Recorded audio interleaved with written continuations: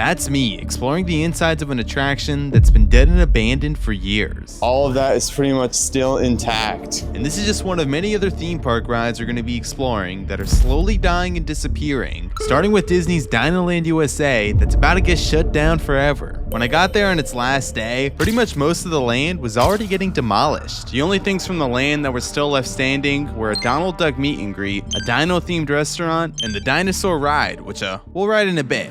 75 minutes, holy moly. Bro, the wait times is like never like this. Every time I go to Disney, it's like what? It's like 30 minutes, not 30 minutes max. So while waiting in this massive line, I decided to interview some guests to hear what this ride meant to them before it closed down. I'm here with John Walker. Ashton? What are your thoughts on this ride closing? Devastated. Love dinosaurs. My family always called it the children terrifier because of the screams you could hear throughout the entire park. Ridden this ride. I would quote it all the time when I was 8 years old. All the time. My parents would be sick of this. How many times would you say you've been on this ride? It's like a dying family member. Probably around 50, 60. We rode it a lot when I was a kid. But now that it's going away, I'm coming back. I've rode it about like 6 times today.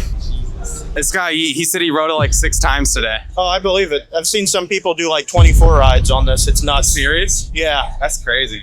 After getting people's thoughts on dinosaurs shutting down, it was now time to experience this ride one last time. There we go. So the main story of this ride is us going back in time to rescue a dinosaur right before extinction. We encounter some pretty sketchy looking dinos like this one that actually ends up being pretty friendly until we accidentally stumble upon the big T-Rex.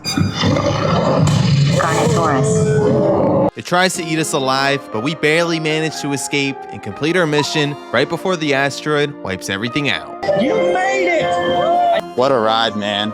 That was awesome. I ain't gonna lie, this is not me glazing nothing. Top 3 ride at Disney World. I'm not even joking. This dude, look at him, bro. This dude is crazy. This is my friend Zach, a huge theme park nerd like me, and he's going to be tagging along on this journey to help us decide which ride in this video is worth saving. So far, dinosaurs at the top right now, but we'll see if it keeps that spot. Next up on the list is an attraction that's in the process of getting torn down forever, Tom Sawyer's Island. Just like Dinoland, it's completely sealed off. I'm not the biggest fan of this, bro. This was like one of the opening day staples. One of the things that I guess Tom Sawyer's Island was really about was just opening up the American frontier. I mean, this is Frontierland, but yeah, look at all this. This is all boarded up and everything. Yeah, I mean, this is where the water was. It is just drained out, just covered with leaves. Yeah. A lot of the stuff that Walt Disney had particular visions in are pretty much gone. Look at Disneyland in California and the way they've changed California Adventure. I mean, California Screamin' is now Marvel. A lot of like movie corporate stuff.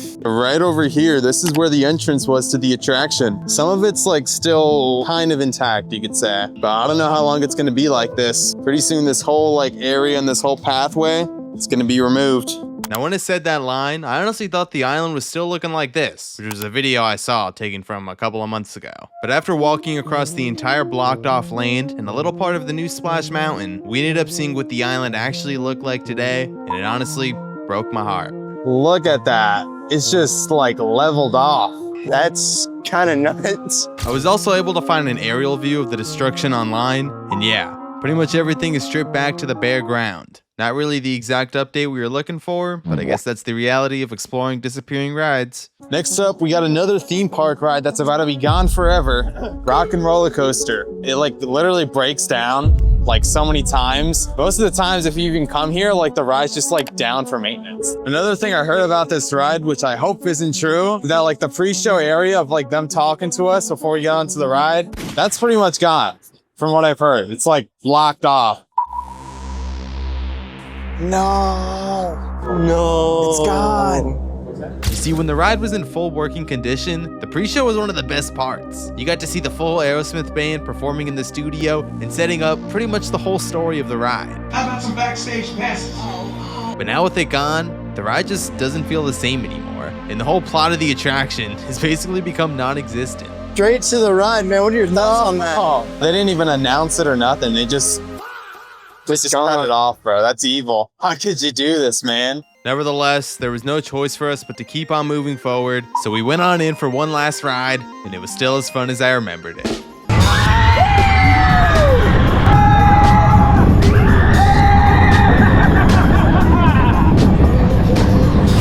I'm gonna miss it. That was a good ride. Oh, look at this. I didn't even notice this. That's gonna be gone soon. Yeah. You got the really cool store over here. Look at the merch they've got. They don't even have Aerosmith branding anymore. They got rid of it. The rest is just stuff you'll find everywhere else. I mean, this is like the closest thing, I guess. Just has rock on it. How do I love it? I mean, with the fit, I mean, it kind of rocks. But All right, we're out of here. Next go. location. We are now here at one of the most dead rides in Disney World, Star Tours. Every time I come here to Disney, this ride barely has a 5-minute wait. It says 5 minutes, but it's literally like a walk on. Let's see how long it gets till you have to stop. It's so far, we're just breezing through this thing. People keep freaking stopping, bro. Keep moving, come on. This ain't a photo op.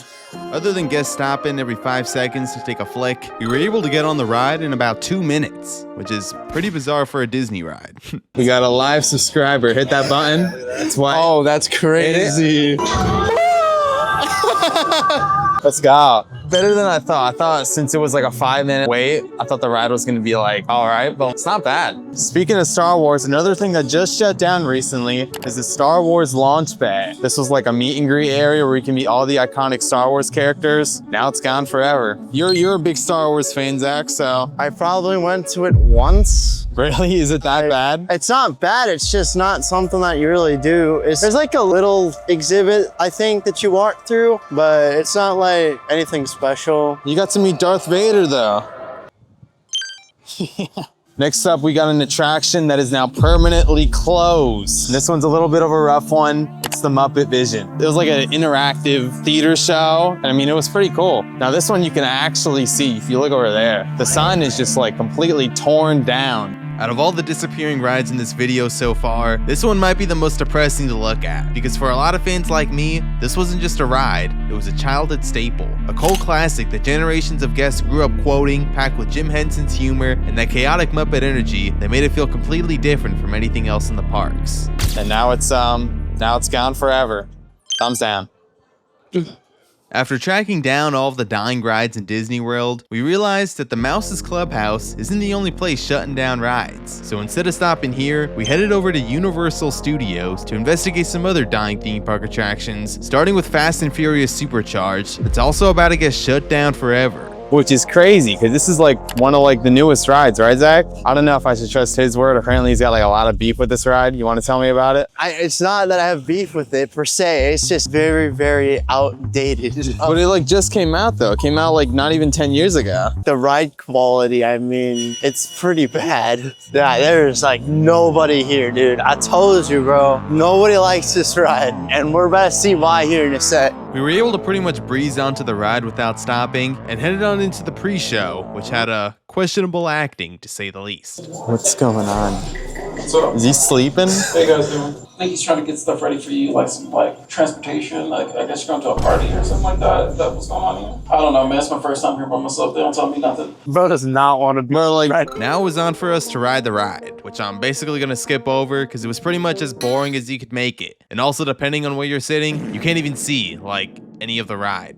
I don't think I'm going to miss this one when it shuts down, so let's move on to the next ride, which happens to be 2 attractions located right next to each other. that first one right there, you can see that used to be Hollywood Rip Ride Rocket. The place closed in like the end of August and it is already gone. Did you ever ride that ride? I hated that ride. You would go like straight down and it's not my favorite thing. And then that other one, that blue one, that was Nickelodeon Studios.